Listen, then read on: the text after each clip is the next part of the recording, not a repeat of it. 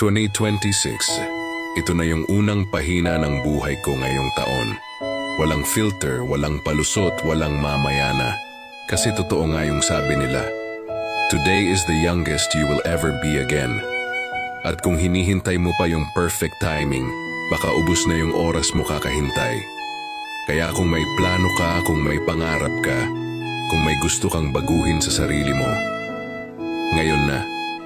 Huwag mo nang hintayin ang tamang timing.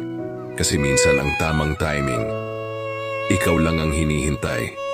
May oras ka pa, may pagkakataon ka pa, may lakas ka pa, kahit pagod ka na.